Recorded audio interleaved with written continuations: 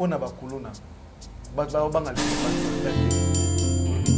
eza bolema oyebi soda zanani soda za assassin à l'état azalaki moto malamu l'état zui abi yako bomela kanga bato botu na wa kutana kana Saddam atikala ti lelo satonge bia ngana zo senga ba luka eba pesa eba machette po Saddam akata o etikala comme le roi congolais benda na kana libo. Ici dans ces pays des enfants qui ont été arrachés de l'amour de leurs parents pour des divergences politiques.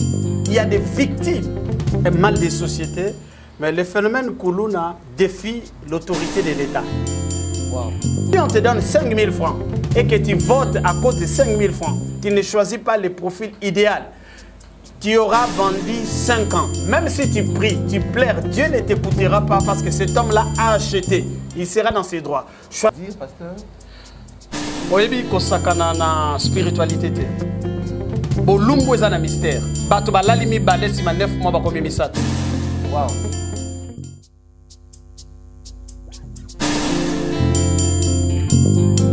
Mbote na biso bisika nyonso bojibiso. Aujourd'hui encore à nouveau. Nous vous saluons tous, nous vous disons merci pour votre confiance que vous nous donnez à tout moment pour vos abonnements, pour la réalisation de nos images. Vous nous donnez toujours confiance. Alors nous vous disons merci, merci à vous. Sans plus tarder, nous disons aussi nos remerciements à notre coordonnateur, M. Freddy Soki, sans oublier papa Luc Lucas et la maman Elisabeth, sans oublier aussi notre réalisateur Christivi, sans oublier Nathan, sans oublier Roland, sans oublier aussi M. Patrick Junior Kianzouakou. D'accord, merci à vous. Aujourd'hui, nous avons un invité. Il sera reconnu ici au plateau. Son nom, lui-même va se présenter. Bonjour, messieurs. Bonjour, bien-aimé. Présentez-vous auprès de nos téléspectateurs qui nous suivent un peu partout. Bon, moi, j'ai plusieurs casquettes. Ça dépendra de la casquette que nous allons devoir exploiter. Okay. Je suis le fils de mes parents. Okay. Je suis congolais parce que je suis lié à la nation congolaise. Okay. Je suis un citoyen du monde parce que je suis un être humain. Je suis le frère de mes frères et sœurs. Je suis un évangéliste parce que j'ai répondu à l'appel divin. Je suis avocat parce que je prêtais serment. Okay. Je suis père de famille. Je suis mari d'une seule femme. Combien d'enfants? 4 enfants. Ok. Ok. D'accord. Vous êtes évangéliste de quelle église? Je suis fils du révérend Sonny Kafuta Rockman, général de l'armée de l'Éternel, aujourd'hui qui est dans la dignité de patriarche. Général de l'armée de l'Éternel. Quelle armée de l'Éternel? L'armée de l'Éternel, c'est la communauté armée de l'Éternel qui exerce ici à Kinshasa. Je parlais du révérend Sonny Kafuta Rockman. Maintenant, votre église est située où? Je suis de l'armée de l'Éternel. Oui, évidemment, mais là où situe votre église? Moi, j'exerce à Bumbu. Ok, là où vous êtes responsable? Oui. Ok, ça va, merci beaucoup. Le sujet d'aujourd'hui, c'est le plan de Dieu pour la RDC. Je pense que M. Bolo là s'est présenté, il est évangéliste. Il nous dira, il va nous expliciter le plan de Dieu pour la RDC. Monsieur l'évangéliste, quel est le plan de Dieu pour la RDC? Vous savez, autant Dieu peut avoir un programme avec un individu, autant Dieu peut avoir un programme avec une famille, autant Dieu peut avoir un programme avec un groupe d'individus aussi. Dieu peut avoir un programme avec une nation. Nous avons vu dans la Bible, nous sommes tous chrétiens, croyants. Nous avons, dans une certaine mesure, dans notre vie, été en contact avec la parole sacrée. Il y a des individus que Dieu a utilisés pour impacter la vie de la communauté et voire même l'histoire de l'humanité. Aujourd'hui, si on parle d'Adam, c'est un individu. Si on parle d'Abraham, on parle de Moïse, de Josué. Ce sont des hommes, des individus avec qui Dieu avait un programme, avec un plan.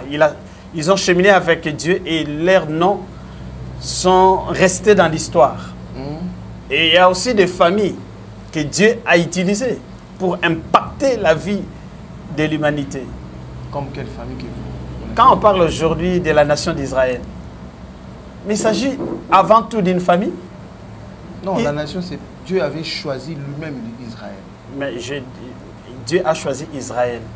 Mais comment Dieu a choisi Israël? C'est parti d'un individu. C'est parti d'un individu. La Bible dit, Abraham, lui seul, je l'ai appelé, je l'ai béni, je l'ai multiplié. Oui. Et Jacob, qui a rencontré Dieu, et Dieu a brisé sa hanche. Dieu l'a changé le nom, il est devenu Israël. En donnant naissance à ses enfants, c'est cette nation, c'est Israël qui a donné naissance aux tribus. Les noms des tribus, là, ce sont les noms des enfants d'un individu, d'un monsieur. Évidemment. Voilà pourquoi je dis, Dieu peut travailler avec un individu, Dieu peut travailler avec un groupe d'individus, Dieu a travaillé avec des familles.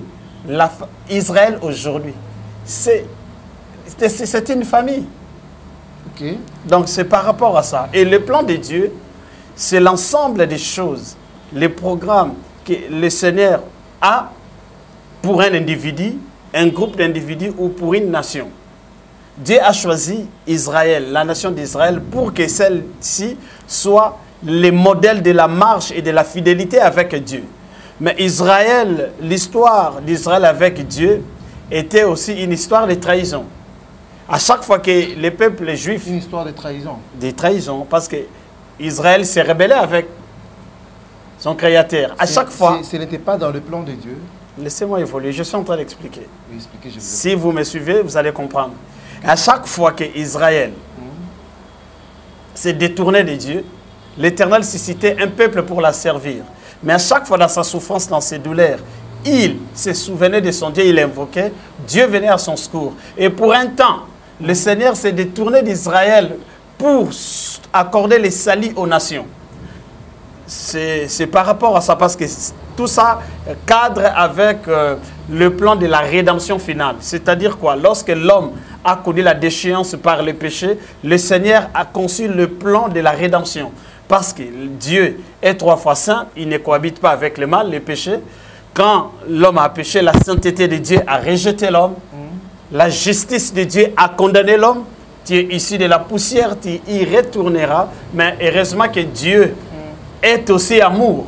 L'amour de Dieu a crié grâce. Et la grâce de Dieu a accordé la miséricorde. Voilà pourquoi Dieu, dans ce schéma, a envoyé son Fils, l'unique Jésus-Christ, pour qu'il soit le sacrifice qui satisfait à la justice de Dieu et qui nous purifie et qui nous réhabilite dans notre statut.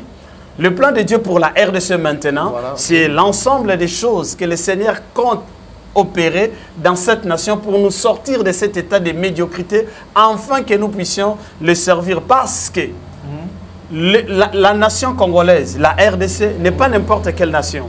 Nous sommes une nation prophétique. Nous sommes une nation choisie par Dieu. Nous avons un programme avec Dieu. Et c'est au Quel est le programme que nous avons avec Je suis en train de... C'est au fil de cette émission que nous allons... Parce que n'oubliez pas que les relèvements de l'Afrique passera inévitablement par la RDC. Ce n'est pas en vain... Vous êtes sûr? Je suis en train de vous donner des faits. D'abord, vous êtes sûr? Je suis plus que sûr, je suis certain. Je suis certain, convaincu. Et vous êtes sûr que dans toute l'Afrique, il n'y a que le pays que Dieu a choisi, c'est la RDC? Je dis la RDC, c'est la pièce pivot. Qui vous a dit ça? Laissez-moi évoluer. Oui, si vous m'entrecoupez, ceux qui nous suivent n'auront pas la substance. D'accord, continuez. Vous allez contribuer à maintenir l'ignorance. À maintenir l'ignorance dans leur chef. Vous savez, quand il y a une grande provision, on dit qu'il y a une vision qui est attachée. Et quand Dieu donne la vision, il donne la provision. Toutes les richesses que Dieu a dotées et a données à cette nation, c'est pour servir à une cause. Cause de l'évangile. Souvenez-vous, le Seigneur a dit, j'appellerai un peuple qui n'était pas mon peuple, une nation qui n'était pas ma nation, pour susciter la jalousie d'Israël. Il ne s'agissait pas d'une nation spirituelle. Et si vous lisez Ésaïe 18, Ésaïe 19, vous comprendrez que cette terre dont parle le livre du prophète Ésaïe, au-delà des fleuves de l'Éthiopie, c'est la RDC.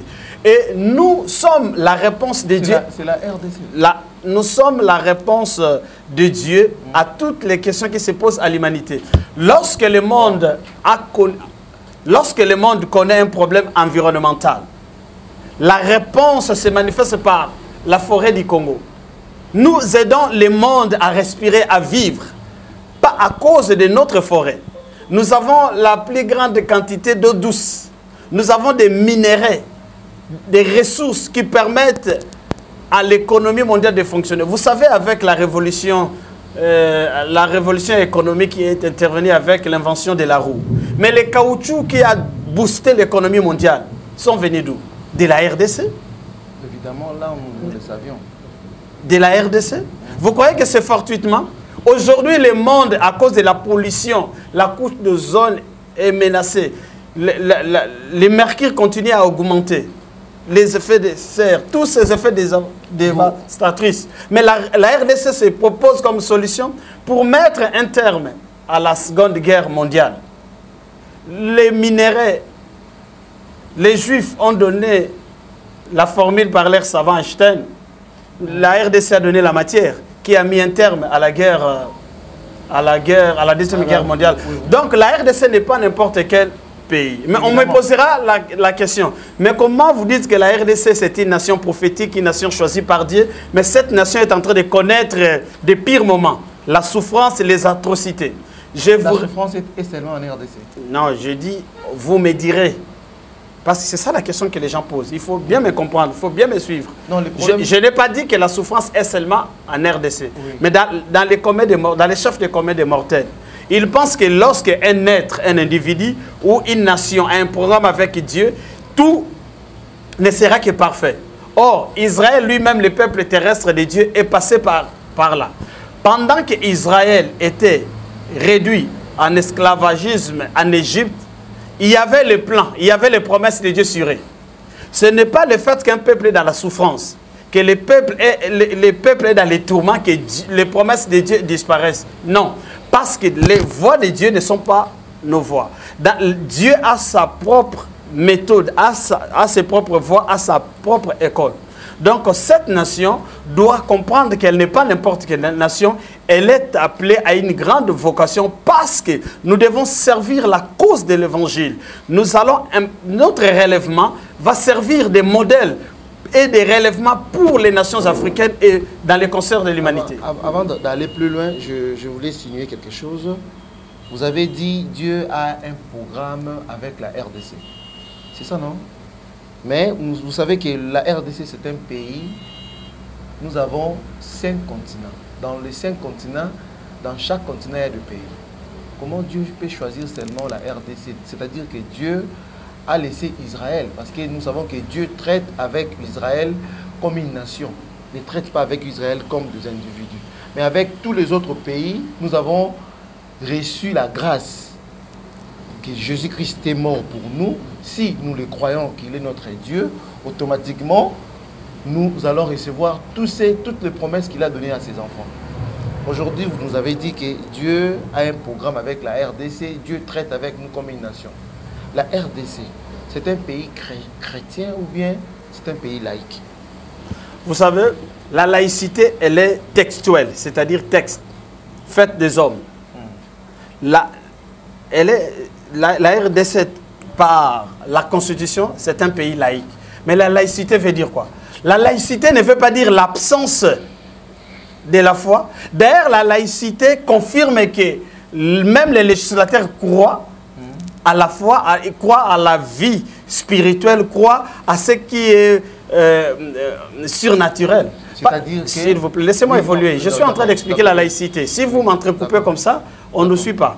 La laïcité, c'est le fait de mettre toutes les religions sur le même pied d'égalité. C'est-à-dire qu'il n'y a pas une religion d'État. Il n'y a pas une religion qui surplante. Ça, c'est sur le plan de la législation. Le législateur est en train de mettre les religions sur le même pied d'égalité. Mais sur le plan sociologique, n'oubliez pas que la RDC, vous suivez, la RDC est un pays éminemment chrétien. Non. Non. Il y a en termes de... Les musulmans sont là. Non, s'il vous plaît. Il faut comprendre ce qu'on est en train de dire. Les musulmans sont là. Ils sont à quelle proportion? Là, nous ne savions pas. Mais ils sont non, nombreux. Il faut consulter. Ils sont nombreux. Il faut consulter. Ça ne dérange pas, mais ils sont nombreux. Laissez-moi évoluer, expliquer. Oui. Les musulmans sont majoritaires en RDC? Bon, nous n'avons pas un bon nombre. Non, je dis, les musulmans sont majoritaires en RDC? Mais les chrétiens ne dominent pas. Non, non, je pose la question. Renseignez-vous, suivez. Le pape vient d'arriver ici. Qu'est-ce qu'on a dit? C'est un grand pays chrétien et le plus grand pays catholique dont la proportion s'élève à 40%. Selon l'estimation, la source est KTO, la chaîne catholique. Vous comprenez? Vous êtes catholique? Je suis en train de répondre. Nous sommes en train de parler et de répondre. Nous devons faire appel aussi à notre rationalité, à nos sources. Quand vous parlez de l'Église catholique, non, je ne suis pas catholique. Évidemment. Je parle d'abord. Les catholiques sont-ils chrétiens, oui ou non? Mais vous, les églises des réveils, vous non, écoutez.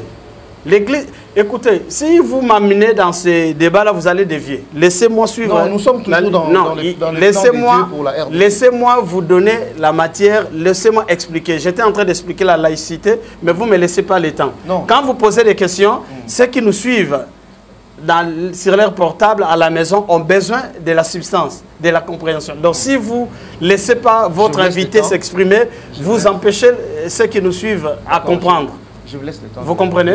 Vous avez parlé des églises des réveils. Bon, l'église d'abord, vous savez, l'église a des dimensions. La première dimension, l'église est une personne morale, des droits. C'est-à-dire parce qu'on ne peut pas opérer dans une société organisée, dans une société moderne, sans pour autant avoir une existence. Voilà pourquoi l'Église est une personne morale. Ça, c'est la première dimension, la dimension juridico-administrative. La deuxième dimension, elle est éminemment spirituelle. C'est ce qui nous intéresse. L'Église, pour nous chrétiens, l'Église est le corps de Christ. L'ensemble des croyants, des personnes qui sont appelés hors du monde pour marcher selon les modèles de leur maître qui est Christ. Parce que c'est lui qui nous a rachetés. Donc quand vous parlez, il faut faire les distinguos entre l'église des personnes morales, des associations, des assemblées et l'église corps de Christ. Parce que quand le Seigneur reviendra, il ne viendra pas pour chercher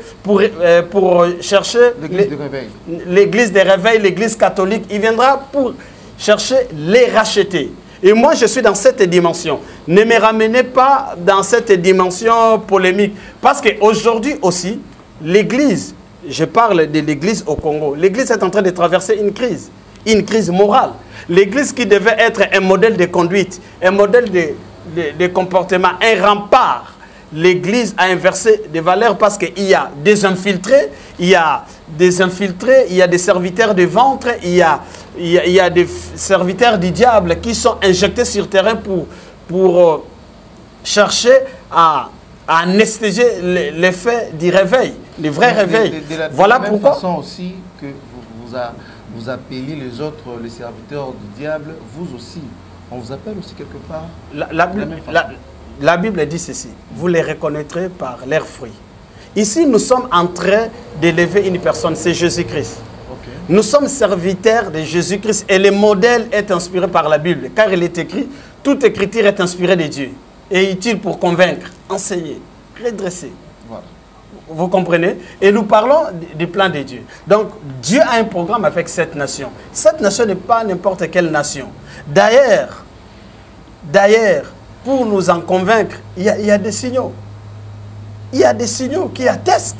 Je t'ai donné les références. Et dans cet ouvrage où je puise beaucoup, le plan de Dieu pour la RDC, écrit par Émile Kambibaya, si on lit une phrase, on dit « Lorsque le peuple traverse une étape de son histoire et que tout paraît ne plus marcher, lorsqu'on a l'impression que Dieu n'a plus aucun plan pour son peuple, c'est à ce moment-là que la voix du prophète se fait entendre pour rappeler les promesses divines et dire que le Seigneur est toujours avec son peuple. » C'est pas quand tout va mal, tout le monde est un héros, tout le monde peut prophétiser. Mais on reconnaît le vrai serviteur de Dieu lorsque tout va mal, lorsque rien ne semble marcher et il s'élève, il prononce un ainsi dit le Seigneur et les choses arrivent telles qu'il a prononcé. Et la sacrificature est caractérisée par une chose, la dignité. La fonction du sacrificateur est liée à la dignité. On reconnaîtra un homme de Dieu par sa dignité sacerdotale.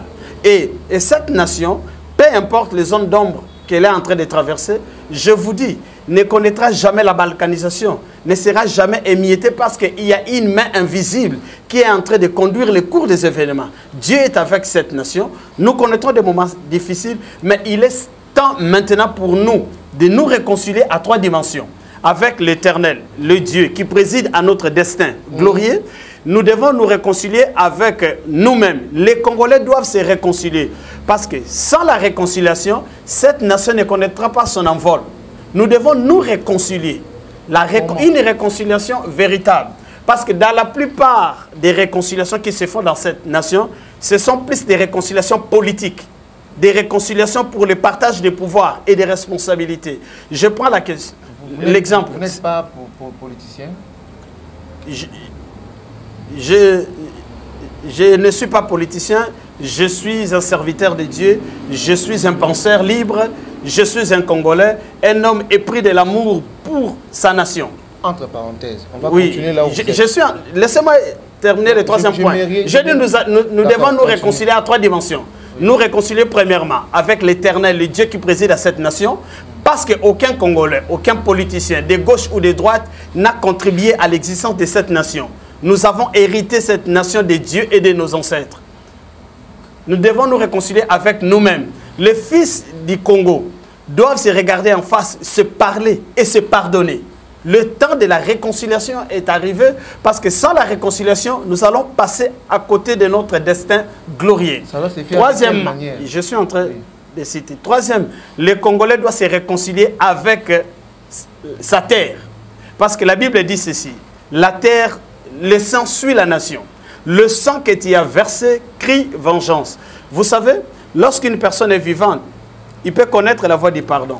Mais lorsqu'une personne est décédée, le sang versé ne connaît pas la voie du pardon. Il n'y a que le seul sang qui connaît la voie du pardon, c'est le sang de Jésus-Christ. Oui. Le sang que tu as versé crie vengeance. Combien de vies ont été détruites à l'Est? Combien de vies ont été détruites parce que des gens ne se sont pas entendus sur le plan politique? Un groupe divisé prend les armes, ils déciment des vies. Combien de pères ont perdu leurs femmes, ont perdu leurs enfants? Combien de femmes sont demeurées veuves? Combien d'enfants sont devenus orphelins, abandonnés à leur triste sort? Mais les politiciens se retrouvent dans un colloque politique, ils se partagent des gâteaux. C'est une prime à la criminalité. C'est-à-dire quoi? On récompense les bourreaux, on récompense les bourreaux, on récompense les tueurs, on récompense les délinquants. Mais maintenant, il n'y a rien pour la victime. Alors que la réconciliation doit tenir compte de la victime. Tous ces gens qui sont tombés, toutes ces familles détruites, tous ces orphelins, nous devons réparer. Nous devons regarder, nous regarder en face, nous pardonner.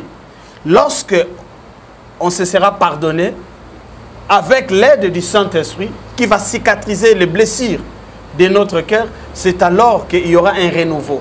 Sans cela, nous allons toujours, la RDC va demeurer un pays de rendez-vous manqués. Je vais vous faire une démonstration. Depuis 1960 jusqu'à aujourd'hui, la RDC est un pays de rendez-vous manqués, dit Émile Kamimba. À l'avènement de l'indépendance, le peuple était dans l'effervescence. L'indépendance ou toujours indépendance, l'Ipanda. En 1960, après, les politiciens se sont brouillés. Kassavubu révoque Lumumba, Lumumba révoque Kassavubu, c'est le chaos. Le maréchal, l'indépendance qui devait apporter le bonheur aux Congolais est devenue une illusion. Un rendez-vous manqué. Le maréchal, par un coup de force, Mobutu prend le pouvoir. On dit que c'est un jeune qui prend le pouvoir, l'armée est au pouvoir. 32 ans après, il y a eu des bons bons moments et de mauvais moments, mais ces régimes... Il n'y a pas eu de morts dans le coup d'État de Mobutu. Non, j'ai dit il y a eu des morts. Il y a eu des morts. Il y a eu des morts. Les coups d'État, vous croyez que ça se passe comment? Qu'est-ce qui s'est passé d'abord? Non, s'il vous plaît, je suis en train... Suivez... Non, je mérite que vous explicitez je dis ceci. Par rapport à ce que vous dites. Oui, je suis en train... Oui, laissez-moi évoluer. Des coups d'État de Mobutu. Oui, laissez-moi évoluer. Mais qu'est-ce qui s'est passé? Laissez-moi d'abord évoluer. Je dis ceci. La RDC est un pays de rendez-vous manqués. Oui. À chaque grand rendez-vous, le peuple sort toujours avec un goût amer, avec la déception. C'est par rapport à ça. L'indépendance qui a suscité beaucoup d'engouement. Le peuple s'est vu berné, s'est vu déçu. Mobutu a pris le pouvoir, on dit, 32 ans après, nous savons ce qu'a pondu ce régime de Mobutu. Le maréchal est parti. Le vent est venu de l'Est avec Mouzé, Laurent Désiré Kabila. Tout le but où Mobutu doit partir, il est parti. Mouzé est venu. 3 ans après, Mouzé est mort avec tout ce qu'il y a eu de bons et de mauvais. C'était toujours un rendez-vous manqué. Le président Joseph Kabila a pris le pouvoir. La jeunesse était vraiment dans l'effervescence une fois de plus. C'est un jeune, 29 ans. Un conflit de génération s'est installé. Bisso jeune est au pouvoir. 18 ans après, le même peuple a dit Kabila doit partir. Kabila est parti. Rendez-vous manqué. Le président Fachi est venu en 2018. Les passages civilisés et pacifiques du pouvoir. Un fils du pays. Moi, Namboka. Barbi Toyebi Tata Naye, Toyebi Mama Naye. L'effervescence. Aujourd'hui, 4 ans après, le peuple n'est pas sorti de l'auberge. Bien qu'il y a certaines avancées, mais le peuple n'est pas sorti de l'auberge. C'est-à-dire que nous devons, nous Congolais, nous regarder, faire un bon diagnostic pour comprendre qu'est-ce qui ne va pas, afin que cette nation prenne l'envol. Mais la dimension, les rayonnements politiques, économiques et culturels d'une nation est tributaire de la qualité de sa prêtrise, de la spiritualité. Le problème aujourd'hui, la spiritualité est diluée. La spiritualité est diluée. Et l'Église qui devait être les derniers remparts, les derniers espoirs du peuple est dans la confusion. Nous voyons des hommes qui devaient être des modèles de conduite tomber dans des choses plus bas et qui compromettent, qui scandalisent. Voilà pourquoi Émile Kamimba a dit ceci. Dieu va commencer premièrement à mettre de l'ordre dans l'Église, afin que lorsque l'Église sera restaurée, lorsque Dieu aura restauré la sacrificature, c'est alors que la sacrificature va impacter sur la vie de la nation et il y aura notre envol. Évangéliste Blanchard, j'aimerais qu'on soit dans le même bain. Mon problème est ceci. Je ne connais pas votre bain, je ne dois pas être dans le bain. Moi, je communique les messages que j'ai reçus. Par rapport à ce que vous dites, est-ce que toute la RDC, c'est ça la première question, de 1. La deuxième question, est-ce que, avez-vous déjà un pays qui avait pris de l'envol par une église? Je veux vous répondre. Peut-être mes deux questions. Hein. Oui, je vous réponds. Je suis en train de vous rencontrer. Peut-être la connaissance de l'histoire vous fait défaut. Ça ne dérange pas. Je vous dis ceci. L'Europe a été construite, consultez Google après l'émission, par des fondements judéo-chrétiens. Ce sont les valeurs chrétiennes, des valeurs spirituelles chrétiennes qui ont bâti l'Europe et qui ont fait que l'Europe puisse atteindre l'apogée. Lorsque l'Europe est devenue orgueilleuse, a abandonné ce qui a fait sa force, les pères pèlerins sont partis construire, bâtir les États-Unis. Prenons un pays d'Afrique. Vous m'avez posé la question, laissez-moi évoluer s'il vous plaît. Oui, prenons un pays d'Afrique. Laissez-moi faire cette démarche. Vous m'avez posé la question, je suis en train de... Vous allez descendre aussi en Afrique. Laissez-moi évoluer. Si vous avez des réponses, vous ne m'aurez pas répondu. D'accord, je vous suis alors. Oui. Les États-Unis, l'Amérique est bâtie sur base des fondements judéo-chrétiens, les pères pèlerins. Lorsque les États-Unis sont devenus orgueilleux, aujourd'hui, ils sont au bord de l'immoralité. Et je vais vous dire une chose.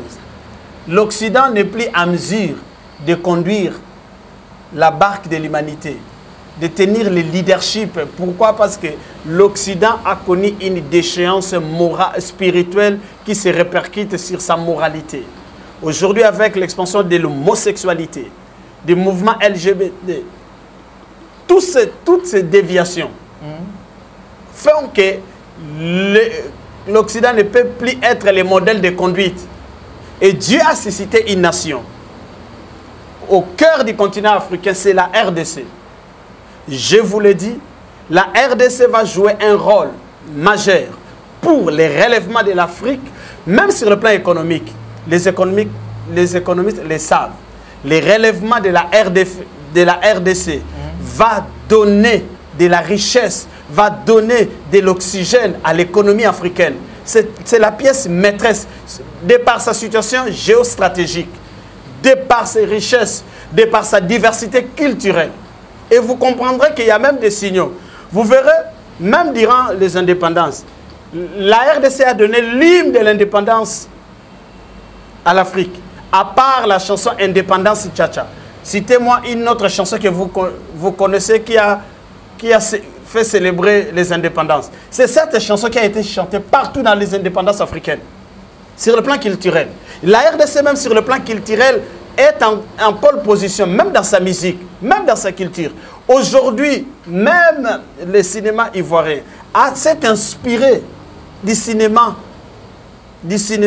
congolais. Vous avez suivi les groupes Ma Famille quand il est venu, il dit, nous sommes ressourcés du cinéma congolais. Nous sommes un géant. Mais nous sommes un géant qui ignore sa portée spirituelle, qui ignore sa destinée, qui ignore les rôles qu'il est appelé à jouer. Voilà pourquoi nous devons, nous, sacrificateurs, nous, conducteurs spirituels, imprimer les valeurs dans les chefs des Congolais. Parce qu'aucune nation ne peut se développer avec les antivaleurs. Nous prenons les antivaleurs. Nous devons bannir les antivaleurs dans notre société. Les tribalismes, les vols, l'occultisme, les régionalismes, les clientélismes. Nous devons favoriser l'intégrité, la justice, la solidarité, la méritocratie. Donner des stratégies, comment est-ce que nous allons instaurer cela? Vous savez que l'Église joue son rôle de la transformation de l'homme. Pour vous, l'Église peut changer un pays? L'Église change un pays. Pourquoi? Parce que nous sommes les sels. Vous connaissez le rôle du sel? C'est pour donner la saveur. C'est pour empêcher la putréfaction. Si vous prenez un poisson, vous le déposez comme ça, après quelques temps, va pourrir. Mais si vous mettez du sel, il devient poisson séché comme il est caillabou. C'est ça le rôle du sel. Donner le goût, donner la saveur et empêcher la décomposition. Nous sommes les sels. Et nous sommes les... Pardon. Savez-vous que vous n'êtes pas le seul serviteur de Dieu? Je ne suis pas les seuls. Okay. La preuve que je ne suis pas les seuls. Oui. La preuve que je ne suis pas les seuls. Et je n'ai pas cette prétention d'être les seuls. Okay. Sinon, ça sera le déviationnisme. J'ai un père spirituel. Déjà, je ne refuse pas. Pour dire que non, je ne suis pas... Non, s'il vous plaît. Au-delà de mon père spirituel, il y a des hommes et des femmes que Dieu a suscités dans cette nation. Il y a des serviteurs et des servantes de Dieu. Qui n'ont pas pu changer ces pays. Tu crois que nous sommes nés avec l'évangile? Il y a des gens qui nous ont enseigné l'évangile, de par qui nous avons connu le Seigneur. Ils n'ont pas réussi à transformer. Vous croyez? Qu'est-ce que Paul dit? Il a été choisi depuis le ventre de sa maman. Donc vous êtes nés avec l'évangile parce que c'est Dieu qui vous inspire de la parole de Dieu. Moi, mon problème, ce n'est pas là. Je vais vous dire une chose. Pour lever un peu cette confusion. Il est certes vrai que Dieu nous choisit avant les temps. Mais Dieu nous introduit au travers des hommes et des femmes qu'il a lui-même suscités. Oui. Voilà pourquoi la Bible dit un disciple accompli sera comme son maître. Moi, mon problème est de savoir. Je vous rappelle déjà que vous n'êtes pas le seul serviteur ici en RDC.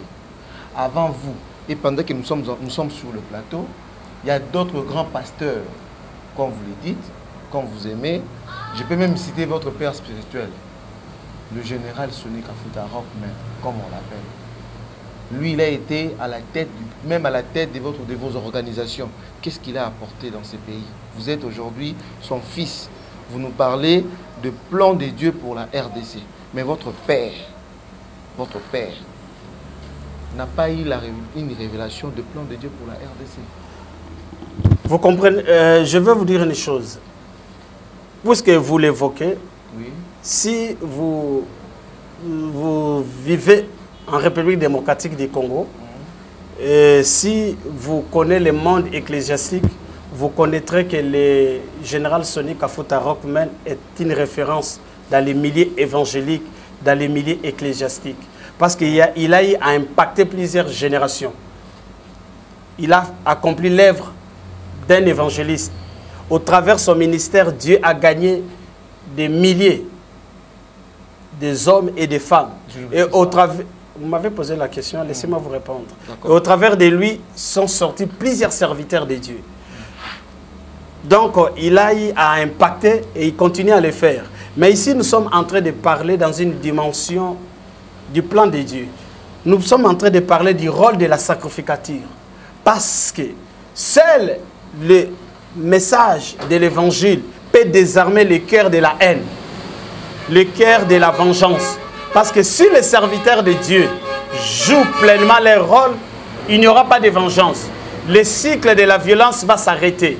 Il n'y aura pas d'animosité. Il y aura un jeu politique cohérent. Pardon. Même Jésus-Christ lui-même, notre Dieu, est descendu sur cette terre. Il y a toujours eu la haine. Vous ne comprenez pas. Je n'ai pas dit que quand il y a l'Église, tout devient parfait dans cet environnement. Mais je parle du rôle que l'Église est appelée à jouer. De réconcilier les hommes avec Dieu et de réconcilier les hommes avec eux-mêmes. De réconcilier les hommes avec leur environnement. Tu ne peux pas nier cela. C'est les rôles, ce sont les missions de l'Église. Parce que si l'Église... Voilà pourquoi nous exhortons que l'Église fasse réellement son travail. C'est lui de la réconciliation. Parce qu'aujourd'hui, le Congo a plus besoin de la réconciliation. Les Congolais doivent se réconcilier entre eux. Nous devons nous réconcilier entre nous. Mais pour se réconcilier, il y a des préalables. Il y a des préalables. Nous devons manifester l'humilité. Seule une personne humble peut se réconcilier.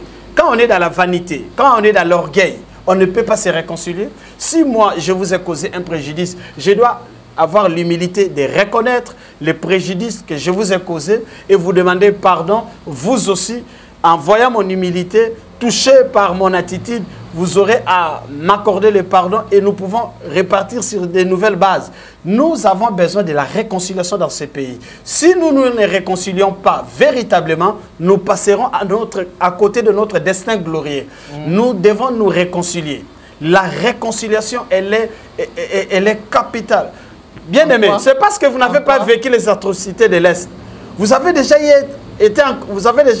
été en contact avec les victimes des atrocités de l'Est. Des gens détruits. Ils souffrent dans leur cœur. Et personne ne s'est levé pour leur demander pardon. Pour leur demander pardon. Ne faites cela. Une réparation morale. Demandez pardon à ces victimes. Demandez pardon à ces orphelins. Voilà. Demandez pardon à ces veuves. Demandez pardon à toutes ces victimes. Des gens qui étaient assis, même ils étaient installés, ils ont perdu leur maison, ils ont perdu leur travail, ils ont perdu leur vie. Les uns amputés, les autres, ils ont perdu des yeux. C'est grave, c'est indescriptible. Voilà pourquoi nous avons besoin de la réconciliation profonde. Pas une réconciliation politique pour les repositionnements. Pas une réconciliation pour le partage des gâteaux, le partage des postes, mais une réconciliation qui apaise les cœurs, qui apaise, qui désarme nos cœurs de la haine. Vous savez, en Afrique du Sud, il y a eu une commission vérité et réconciliation. Des gens venaient, ils parlaient en face de leurs bourreaux. Ils parlaient, ils plairaient, les bourreaux aussi écoutaient, ils plairaient. Et puis, en fin de compte, ils se sont embrassés, ils se sont pardonnés. Mais c'était des moments durs, forts en émotion. Mais c'était important aujourd'hui pour que l'Afrique du Sud puisse pondre la nation arc-en-ciel avec une diversité culturelle. Nous devons nous réconcilier avec nous-mêmes. Les Congolais doivent se regarder en face, se pardonner. Se pardonner. Il y a ici dans ces pays des enfants qui ont été arrachés de l'amour de leurs parents pour des divergences politiques. Il y a des victimes. Mais ces victimes-là ne demandent qu'une seule chose, une reconnaissance, le pardon. Enfin, de faire leur deuil et d'oublier, de mettre un trait avec le passé. Et vous, vous êtes contre la réconciliation? Non, je suis partant. Nous sommes vraiment partants. Maintenant, pour que la guerre prenne fin, puisse prendre fin à l'est du pays, à l'est de notre pays, que devons-nous faire? nous devons connaître une chose. C'est dans les cœurs des hommes, c'est dans les cœurs de l'homme que naissent les velléités, la guerre. Si nous désarmons le cœur de l'homme de ses velléités, si nous désarmons le cœur de l'homme de la vengeance, de la haine, il n'y aura pas de la guerre.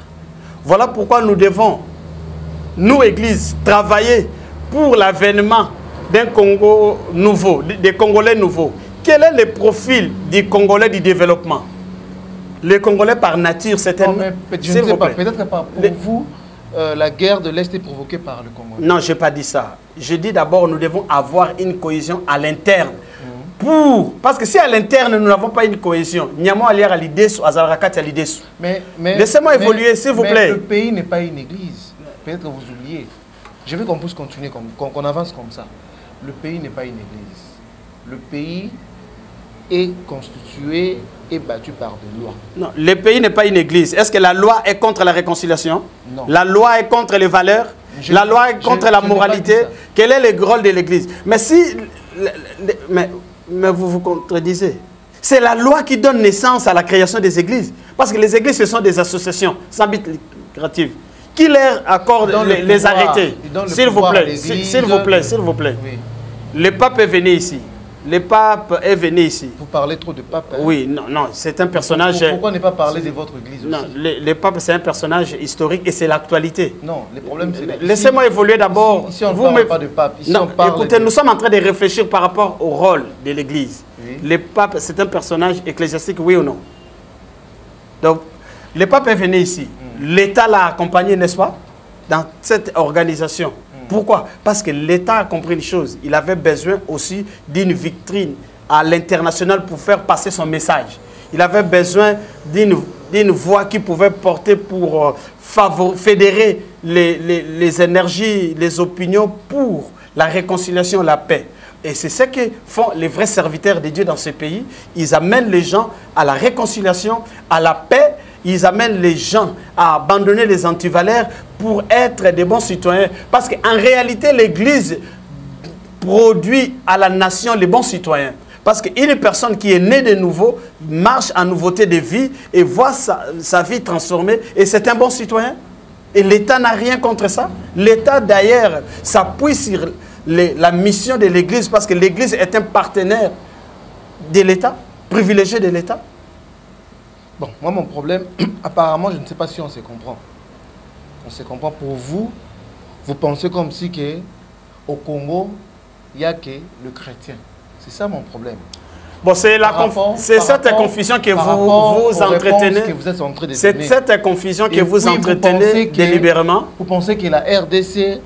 Donc, pour vous, Dieu traite avec la RDC comme une nation. Mais moi, je sais que Dieu traite avec la RDC comme les individus. Il prend l'évangéliste Blanchard, il traite avec vous. Si vous commettez une bêtise, automatiquement vous êtes écarté. Et puis si vous vous demandez pardon, il vous pardonne. Mais avec Israël, ce n'est pas... C'est la parole, ce que vous êtes en train de dire maintenant. C'est ce qu'il faut s'adresser à l'Israël. Parce que Dieu lui-même avait choisi Israël. Aujourd'hui, vous nous dites que Dieu a choisi... Vous avez compris... tout ce que vous dites là, je vous comprends et puis vous avez totalement raison.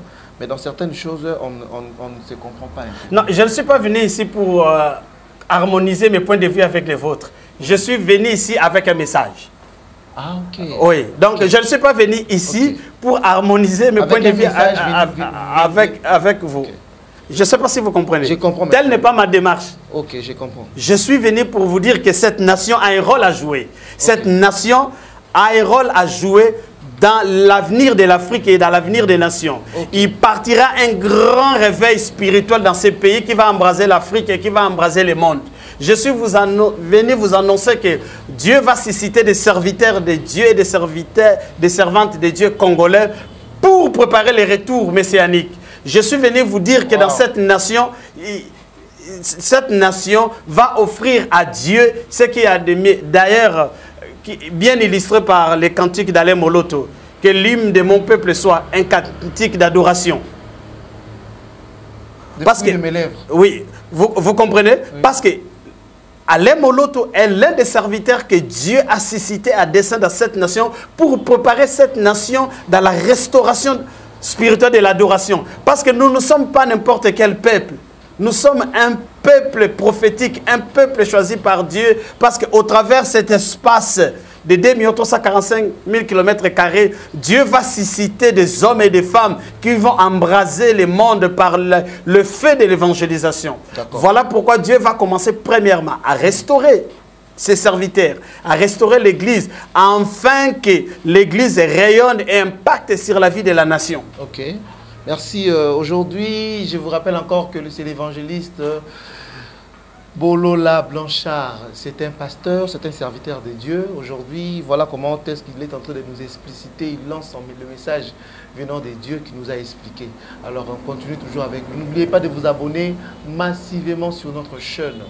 Alors, l'évangéliste Bolola, je m'aimerais aussi signer certaines choses, vous poser une question par rapport à une chose qui nous gangrène aussi. Vous le saviez très bien. Vous avez parlé de l'Est, vous avez de l'amour pour l'Est de notre pays. Maintenant, vous savez aussi qu'il y a un mouvement Kuluna qui existe dans nos coins, dans nos avenues, dans nos quartiers. Vous le saviez. Qu'est-ce que vous proposez comme une solution par rapport à ça aussi? Ce sont des crimes aussi. Évidemment, vous êtes aussi un avocat. Par rapport au phénomène Kuluna, c'est un mal des sociétés, mais le phénomène Kuluna défie l'autorité de l'État. Wow. L'État doit prendre des mesures adéquates. Ok. L'État doit prendre les mesures adéquates. Parce que le rôle de l'État, c'est d'assurer le bien-être social de la communauté. Parce que la nation est composée, l'État, le pays est composé d'un territoire, d'une population et d'un impérium. L'impérium, c'est l'État, le pouvoir politique organisé. C'est l'État qui doit organiser la rémission. C'est-à-dire que quand quelqu'un se comporte bien, il doit avoir une sanction positive. Voilà. Mais le malheur, le mal chez nous, c'est quoi? Quelqu'un qui se comporte mal en public, qui ne se cache pas. Ceux qui agissent mal le font en public et dans toute impunité. On connaît leur maison, on connaît leur famille, on connaît leur mode opératoire, on connaît comment ils agissent. L'État doit revoir sa façon de faire. Parce qu'il est de son devoir d'assurer la quiétude, la paix, la tranquillité au sein de la communauté. Mais il y a aussi le rôle de... Chacun de nous a un rôle. A un rôle. Même moi, même vous, vous avez un rôle. Lorsqu'on est en train de brutaliser quelqu'un à vos côtés et que vous ne faites rien, il y a un penseur qui a dit « Le monde n'est pas détruit seulement à cause de ceux qui font le mal, mais aussi à cause... » Qui regardent. Oui, qui regardent impunément, qui les laissent faire. Comment un individu, des jeunes garçons de 17 ans, peut venir et faire fuir 30 personnes? Non, quelque part, nous sommes complices par notre inaction. Voilà. Et la responsabilité des parents aussi. Laquelle l'enfant vient sur la terre, c'est au travers de ses parents. Mais quel est le rôle que joue le parent dans cette délinquance? Les parents doivent éduquer leurs enfants, les parents doivent décourager ce comportement. Et aussi, nous devons avoir le ministère de la jeunesse et des affaires sociales doivent aussi se pencher. Quelles sont les politiques publiques mises en place pour l'encadrement de la jeunesse? Aujourd'hui, j'encourage son Excellence, Monsieur le Président de la République, avec cette affaire de la gratuité. Vous savez, la gratuité permet à ce que les enfants congolais puissent avoir un minimum d'instruction, la formation de base. Lorsque quelqu'un est détenteur du savoir, de la connaissance, ça se répercute sur sa façon de se comporter, sur son éducation. Et aussi, nous demandons à l'Église de bien jouer son rôle. Parce que si l'évangélisation... Il y a eu une certaine période dans ce pays quand les revers battaient son plein. Nous avons vu des délinquants être transformés par la puissance de l'évangile, sans utiliser la contrainte. L'évangile doit transformer. Un évangile qui ne transforme pas n'est pas l'évangile du Seigneur. Parce que nous avons vu le Seigneur, par la parole, transformer les gens, sauver des vies. C'est ça. Donc chacun de nous, chaque compartiment doit jouer sa partition. Et les leaders d'opinion, que ce soit les opérateurs culturels, que ce soit les célébrités, que ce soit les politiques, que ce soit chaque leader. Tu es leader de 5 personnes. Il faut avoir une influence positive. Tous ensemble, nous allons barrer la route à ces phénomènes et aussi une répression. Nous devons éviter la commercialisation de ces phénomènes.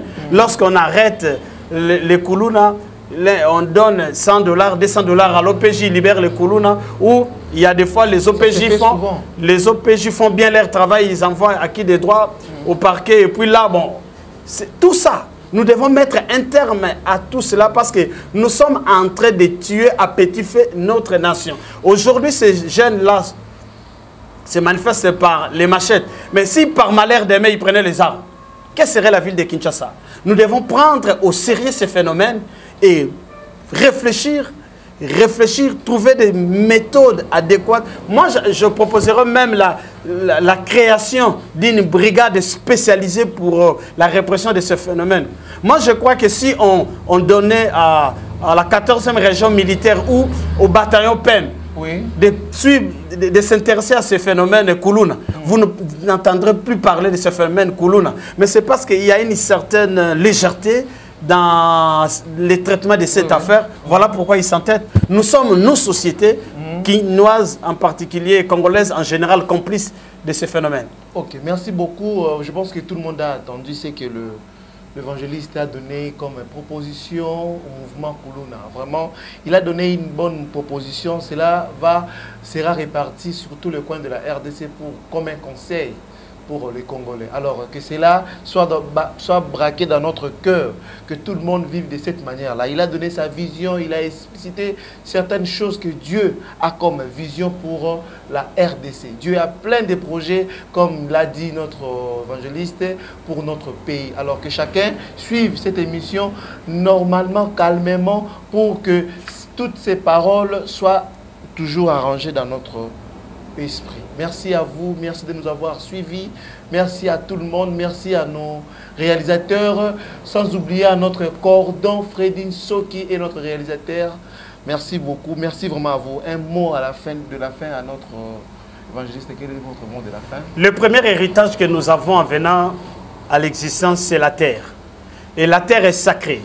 Et la terre est comme une mère. Une mère est sacrée, on la protège. Wow. Personne ne laisse sa mère être menacée. Même un enfant, si vous menacez sa mère, prendra des dispositions pour défendre sa mère. J'invite tous les Congolais, en particulier la jeunesse, parce que dans cette entreprise macabre, criminelle qui s'opère, la main-d'œuvre utilisée, c'est la jeunesse. Et je refuse que la jeunesse congolaise soit utilisée pour des fins macabres. Je dis à la jeunesse congolaise, nous disons tous, le mal ou le malheur congolais ne passera pas par moi. Sortez des groupes armés, sortez des groupes terroristes, qu'on ne se sert pas de vous pour endeuiller votre patrie, pour endeuiller votre nation. Notre nation, elle est l'héritage que Dieu nous a donné, légué par nos ancêtres. Nous devons la léguer à nos enfants. Et durant cette période d'enrôlement, je demande à tous jeunes de s'enrôler, aux jeunes de tous les coins et recoins de la République démocratique du Congo. Enrôlez-vous. C'est sur base de votre carte que vous allez décider. Je vous dis, ne soyez pas comme Esaü. Vous savez, Esaü a aliéné son droit d'aînesse. Si on te donne 5 000 francs et que tu votes à cause de 5 000 francs, tu ne choisis pas le profil idéal. Tu auras vendu 5 ans. Même si tu pries, tu pleures, Dieu ne t'écoutera pas parce que cet homme-là a acheté. Il sera dans ses droits. Choisissons les bonnes personnes, envoyons au Parlement des bons députés, envoyons au Parlement provinciaux des bons députés provinciaux, afin que notre nation se relève. Que Dieu bénisse la République démocratique du Congo, Amen. Que Dieu bénisse nos institutions et surtout un soutien particulier à nos vaillants hommes de FARDC. Le Seigneur est avec vous. La nation congolaise est en train de traverser une période sombre, critique et historique. Mais vous êtes des hommes et des femmes que Dieu a choisis. Vous savez ce qui vous attend à l'Est, c'est l'immortalité. Si vous remportez cette guerre, vos noms seront écrits en lettres d'or et vous serez immortels dans cette nation. La nation se souviendra toujours de vous. Merci, merci, merci, merci. Sans oublier encore nos remerciements encore pour notre finish, à notre Papa Luc, Lucas et la maman Elisabeth pour cette confiance qu'ils continuent à nous donner. Merci à vous. Merci. Ciao. Bye.